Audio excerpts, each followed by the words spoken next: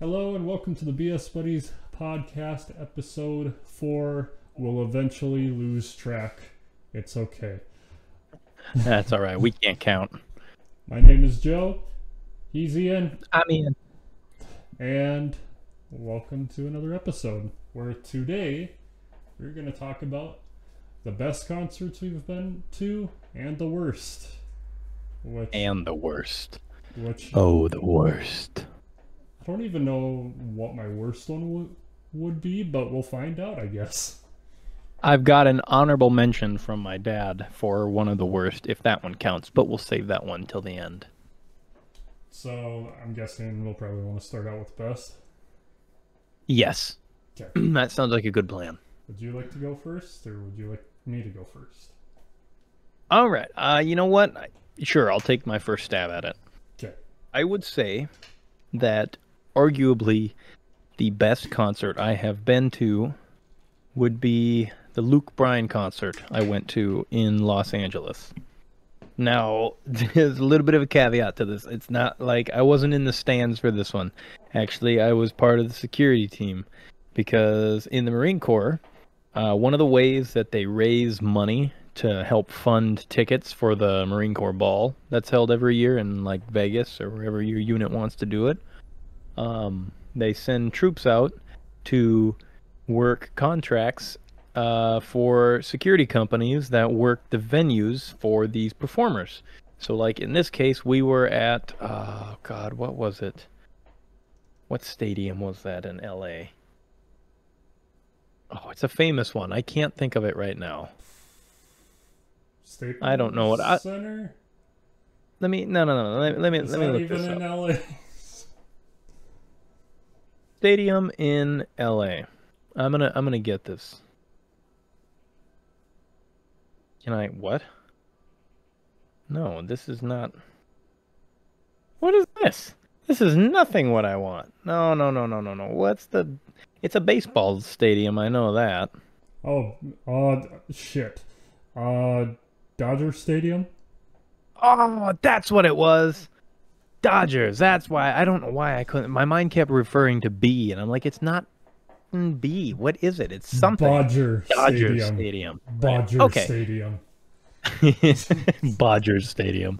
Anyways, yeah, so like when you are enlisted E1 to E3, they ask for volunteers to go work security, and all of your NCOs look at you like, you better fucking volunteer, you little son of a gun, I swear to God I'm gonna kick you, and you're like, okay, I'll go.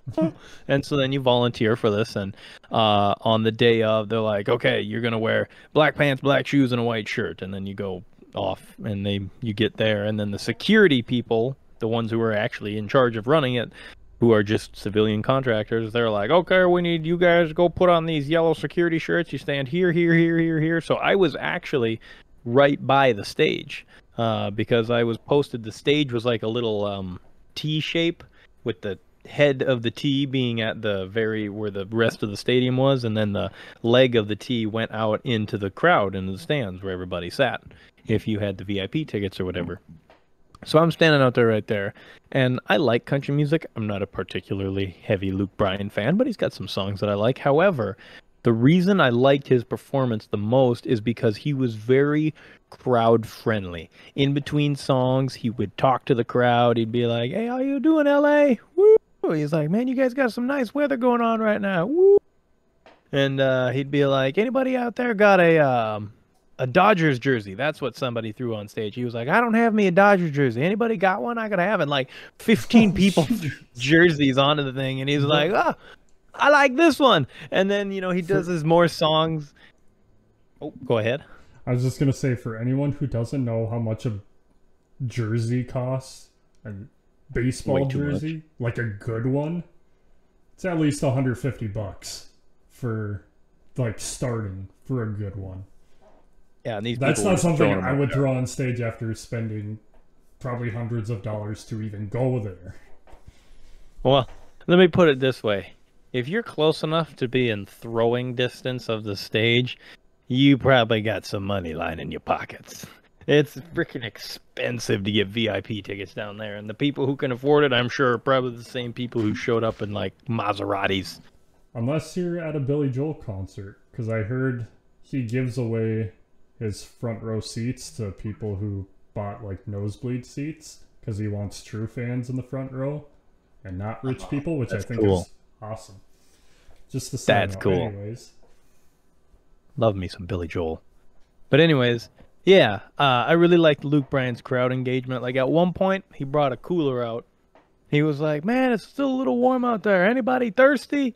He opened it up and he pulled out Miller Lights and he started throwing Miller Lights out to the crowd. that's a And country thing. yeah, so like, granted, on top of the fact that I'm somewhat of a country fan, it was just nice to see him actually engage with the crowd and interact with the people he was entertaining, and you could tell that it gave it a better sense of like a fun event, which starkly compares to my worst concert experience, which I won't go into yet, but I will say that it was also during one of those security event things, and you'll see why I consider crowd interaction to be my defining point for my best concert. But I will let Joe take the floor now. Dazzle us. So, I haven't been to a ton of concerts in my life, and I don't want to consider that I've been to a bad concert yet. Like, there's some from a while ago. I'll just mention like kind of my in between. Um, in seventh grade, I got invited to a Casting Crowns concert, which is like contemporary Christian, and I thought they were pretty good. I don't remember too much from it, but that was just one saw. Got invited to. I was like, yeah, sure. And then going to another contemporary Christian artist because my mom loves that genre. We went to Matt Maher, and he's pretty impressive. He has a really nice voice. Just seeing how happy my parents were there was really nice to see. But other than that, the biggest one I've went to is Pop Evil, which they were supposed to have two opening acts, and then one of the acts, which apparently was super good, got COVID, so they couldn't make it. So the first opening act just took like an hour and a half. And like I said, I haven't been to a lot of concerts, but that has to be one of the best opening acts I have ever heard. Like you were saying, like the lead singer was very into making sure he was talking to everyone. The band is Broken Love. I almost forgot to mention that. Broken Love, which we actually bought a signed vinyl by them when we were there. And we bought it before we even heard them. And we're like, well, we don't really want to hang on to it because we'll be in the concert. And then one of the guys was like, oh, we'll just keep it behind. Just come back when the show's over. And when we went back, like, the lead singer he had a few beers while he was performing. And Pop Evil even performed a couple songs with the lead singer. But we went to pick up our vinyl and we started explaining it to the lead singer, and he just looked so dazed, which I'm sure he's exhausted and just gone. But he's like, oh, yeah, they got it right here. Here we go. And just yeah, here, take it. And yeah, good kid. Pop Evil is my girlfriend Debbie's one of her top 3 bands, I would say. And like I heard a couple Pop Evil songs before we got together, and then she's like, this is my favorite band, so we listened to all the albums. I'm like, oh, they sound awesome. So like the week leading up to the concert, I just kept like, I would only listen to Pop Evil just to get into it, and like they sounded just as good live as they do on a record, and the guy was super cool. We went with a few of our friends. Haley Williams, I think is her name, the drummer for Pop Evil, threw one of her drumsticks, and one of my buddies caught it. Nice. And like the day after, he said, "Hey, oh, thank you, Debbie. Debbie's bringing me supplies. I could not see you because the light is so bright. But he had said to Debbie, like, hey, you're a much bigger fan of Pop Evil than I am. Take the drumstick." Nice. So this is the drumstick. Hold on. It's gonna get a little dark. So, I'm sorry. It's so hard to see. Oh wow! Fucking hell. Haley Williams is lead singer of Paramore. Sorry, Haley Kramer. So it has her face on it, her name, all the marks from her hitting it. And funnily enough, I think he went to that friend went to a different Pop Evil concert and caught another drumstick. That's amazing. Consolidating. That's the name of the game, consolidating. But this is the album, the vinyl we bought by Broken Oh, that's Love, cool. signed by everyone. Great album. I highly recommend. This is probably backwards for you guys. I'm sorry, but yeah, great album. But Pop Evil, they also threw a guitar pick, and I'm still upset about this. It landed right next to me. I went to pick it up, and the guy next to me stepped on it, almost like stepping on my hand. And then he just looks at me and laughs, and just stands there for 10 minutes. And then like his girl came back, and then he picked it up. I'm like, wow. And they were playing like one of my favorite songs by them, and like I was just kind of toned out for a bit. Well, that dude's a jackass. If you're in the Fargo, North Dakota area, it was at the Sanctuary, which I don't know if you've heard of it, Ian, but it's a old church turned into a concert venue. It was beautiful. Huh. Oh, I bet the acoustics in there are crazy. It was very loud and very, very hot. Like there was just open floor, and we were crammed. And like Debbie almost passed out multiple times, but since it was her favorite band, she kept finding her second, third, fourth, fifth, sixth wind. 16th wind to come. I'm coming back. Chuck and rally. Pretty much. But great concert, great band, great opening act. Had a lot of fun. And then I'll give one honorable mention, not for a bad band.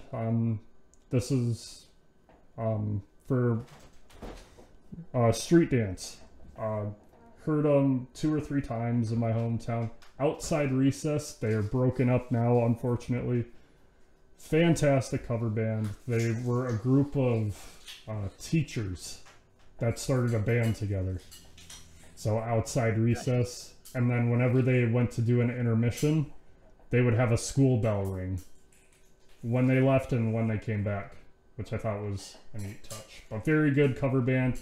Fortunately, they are no longer together, but they were great. That's really all the concerts I got. So it's all you. Nice. All right. Moving on to poor performances. All right. Well, I will start off with mine, which, as I mentioned earlier, was another security gig. This time it was for Jay-Z and Beyonce. Again, in Dodger Stadium, I believe. And this time it was... gosh, where was I? I think I was posted near an entryway. So this time I actually kind of got to see the concert until the main event happened, and then they moved me next to the stage. So I got to stand at the door for the opening acts, which was, which was 2 sisters, twin sisters. I don't remember their names for the life of me, but I know they were really good. They had some good music. And then they had DJ Khaled up there, and he did his typical another one. And he did some memes about himself, so that was pretty cool. And I think they had one more third artist. I don't particularly remember. It's kind of hazy. I think I might have been moving around at the time. But then came out Jay-Z and Beyonce. Now, listen, I am not somebody to downplay their success. Warning, clearly, hot take. Clearly, look, Clearly, they are good at their craft. Otherwise, they wouldn't have gotten anywhere. And don't get me wrong, I appreciate how well Beyonce sings, and I appreciate, in fact, I even like some Jay-Z songs like Empire State of Mind. That's one of my favorite Jay-Z songs. I can't lie to you. However, this particular concert I feel could have went better because one, they relied heavily on theatrics. Like Beyonce was singing, but it didn't sound like her singing. It sounded like a recording. I'm not saying that she wasn't singing. What I'm So, saying is that she just kind of was going through the motions. You could tell she wasn't really in it for the sake of the concert. so like doing backtracks, kind of like where their Kind voice of, is playing yeah. in the back, but they're still going with it from time to time, basically. Is Yeah. that kind of what it was? Well, no, it's like she was fully singing her songs. They didn't have any backtracks. She wasn't Okay. singing along with something. It was more like she was singing and it sounded exactly like the studio recording.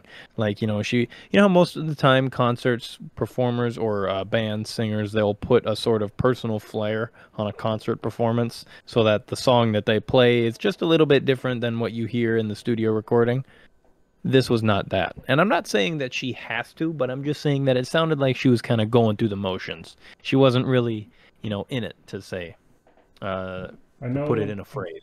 I know. I said with Pop Evil, it sounded like studio, but like they were in In a it. good way. They In a were good way. in Yeah. it. Just wanted Studio to put that out there. yeah, like something that could be put on an album. And that's what this was. This was good, but I don't know. I didn't But feel any heart in like it. But the kind of other going through the thing, motions almost. yeah, Or yeah, going through the motions. And the other thing was they didn't play a lot of songs that people would recognize, I felt. They played a lot of new stuff, which isn't bad, don't get me wrong. I understand you got to showcase your music. However, they didn't play any of the classics that everybody loved. Like, in fact, out of that entire hour, hour and a half concert, I think I only recognized maybe two or three older songs, and I think one of them might have been Empire State of Mind, and the other one I'm not sure what it was. All the rest of it was new, and it was you could tell people were hyped, but not like into it. super high. Everyone was kind of like wanting some of the older stuff. And then the third thing is that they did absolutely zero crowd work in between songs. So their stage they had was a huge grand thing. Um, they went for it was a 9 square grid, like a Minecraft crafting table, 9 different Yes. boxes. And each box, the platforms could like move and interchange, and each platform had like two dancers on it, right? So they had like loads of background dancers, and then when the song would end, they would shut down all the lights, and then everybody would rearrange where they need to go, and then poof, they'd light it up for the next song, and then they'd do a different performance. And Jay-Z and Beyonce, when they were doing their songs, they weren't even, and I understand, once again, they're older. They're not going to be moving around as much. But they would But they're just, not 60. yeah, they would just like stand there and stare out at the crowd and do their performance. And then when it was done, they'd be like, oh, I'm good. Worship me now. And I'm like, what the hell? This seems really arrogant. And then the final thing is they had this big like arching bridge. So the stage had two wings on each side that extended out into the crowd. Turns out on these wings were tracks where they put this huge arching walkway between, and then it rolled down the tracks during the performance. And Jay-Z and Beyonce stood up there in the center of that thing over top of everybody as this thing just kind of like rolled out slowly and then rolled back. It wasn't even like particularly incredible to watch. It was just like watching a crane or a backhoe just slowly trundle down a set of rails and then back. And then they got done and the lights cut out, and that was it. Then the concert was just over. There was no final fanfare. There was no big ending. It was just kind of like, man, this is like, I get that you guys are big artists, but this was kind of just like a very bland concert that had no substance to it. So for me, I was like, no, this wasn't that good. I could have gone without going to this. I would have been upset if I paid money for that. Oh, Joe, surprise celebrity interview question. Have you played Starfield? No. Oh, really? It's a great game. Oh boy. Wonderful. here comes Ian's roommate, Ivan. Yeah, surprise appearance. You're all But fuzzed out on the screen. there's probably someday we'll do a podcast or two with him, or when Ian flakes on me, I'll text Ivan. Be like, hey, we need episodes, help. Help me. But yeah. And then, just for a bonus story to throw in for worst concert, although you could arguably place this in best concert, depending on your definitions, would be my dad's. Yeah. Yeah, this would be my dad's time at a. Actually, it was an entire music fest down in Iowa in the 70s. And Leonard Skinner came out. And, you know, Leonard Skinner did their set. Everyone loved it. And then they started to leave. And then somebody shouted, "Freebird." And then suddenly, thousands upon thousands of individuals were going, "Freebird, Freebird, Freebird." Just like that age-old classic joke everyone likes to pull whenever someone's playing guitar. Except this time, Leonard Skinner was a little pissed. They didn't want to play Freebird. And then the crowd started to get ornery. And they started to throw things on the stage because the band had walked off. And somebody threw a liquor bottle and knocked over one of the drummer's kits or something. And as the band came back out on the stage, presumably to play the encore, because probably their music manager made them go back out there and play it, because trust me, they were not happy. Because as the drummer came back out, he picked up his kit, grabbed the liquor bottle, went over to the microphone, and went, "That ain't the only fucking song we know!" and chucked the bottle back into the crowd and hit some lady in the head. And sent her to the hospital. And then they played the song, and the whole crowd went, "Yeah!" And so, yeah, I guess bad day if you're that poor lady. Great day for everybody else. Yeah, bad day for the lady and Leonard Skinner, but great day for everyone else. Oh, yeah, but that was the 70s. They couldn't sue in the 70s. Ivan said that sounded like a lawsuit. Well, if you're gonna mention that, I don't really know how it went, but I know back in the 2000s, my parents went to a Billy Joel and Elton John concert. They went on tour together, and I think it's still one of the best concerts they went to, but I heard it was fantastic. And then my dad's a big Bon Jovi fan, and he said when he went to his first, I think it was his first concert, I think also in the 2000s. Do you want to take a guess who opened up for Bon Jovi? This band became pretty big, I want to say late 2000s, or became popular, a lot more popular. And this is just me not knowing the history of this band. I do not know. Daughtry opened for Bon Jovi. Daughtry? I think right before before their like bigger mainstream hits took off. I think it was right before then. Daughtry. Interesting. Yeah, I thought you were about to say like Greta Van Fleet, and I was about to be like, no way. No, that's a little before their time. Yeah, just a little bit. I told someone that Greta Van Fleet is basically new Leonard Skinner, and he's like, "Why would you say that? Like, if Greta Van Fleet is incredible." I'm like, I'm not saying they aren't and that they're not good. I'm saying that they definitely have potential influence from Leonard's heavily Skinner. from rock. And they sound I great. believe it was Led Zeppelin. I think one of their early albums. One of their early albums, you can definitely hear the Led Zeppelin influence, but I think it really worked for them because they never claimed to be a Led Zeppelin tribute band. They just had their own sound that was very similar to Zeppelin. Some people loved it and some people hated it, but I think what's cool now is that if you listen to their most recent album, you can tell that they've developed their own style, and they've actually gone on to be very successful, so freaking good for them. I'm glad they're bringing rock back into the music scene. Yeah, if you like classic rock, and like we said, Led Zeppelin. You will love Veta. I already lost it. I'm sorry. Sound it out. Sound it out. No, help me. My brain's done. Veta. You've got this. Greta Van Fleet. Whoops, I was mixing the V and the G. The feta Grand Fleet. Feta cheese, please. Feta cheese. The half slinging. The sash swinging. Moobity boo. This is stupid. We need to give up. end it. We no, we just keep going down the rabbit hole. Well, when we first started this podcast idea, we were originally thinking like 10 to 15 minute episodes, and we haven't had an episode yet under 15 out minutes. Of the water.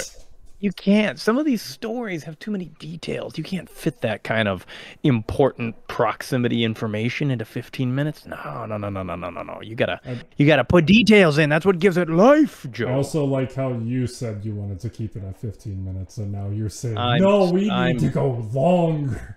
I'm bad. You need to police me, okay? Everybody knows that I can talk forever about anything with anyone. To be honest, I need time limits.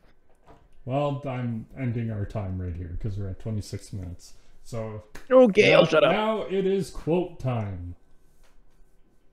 Ian, you go first because mine's a banger. My quote today is respect the pouch. Respect it. Oh, you can't even. No, can't.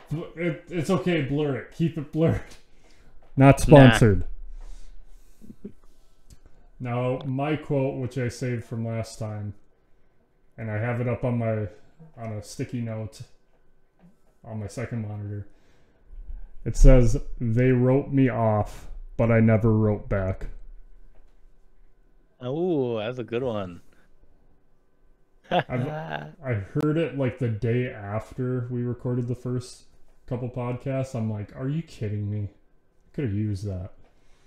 But thank you guys for watching, for listening, and put a comment down below if there's some topic or some debate you want us to have with each other.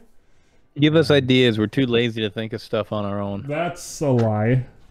I have a notebook that you can't read, full of ideas. You're not supposed to tell them that. You're supposed to let them give us ideas. Well, yes. Like, we'll probably be much more likely to pick an idea that you guys do. And because then it'll be funny. Yeah, like you guys can be involved. Yeah. Cool. So, until next time, you guys make sure you take her easy out there now. Weather's getting cold. Better start busting out them flannels and them jackets. Boy, oh boy, don't want to catch a chill now. Okay, Charlie Burns. Okay, goodbye.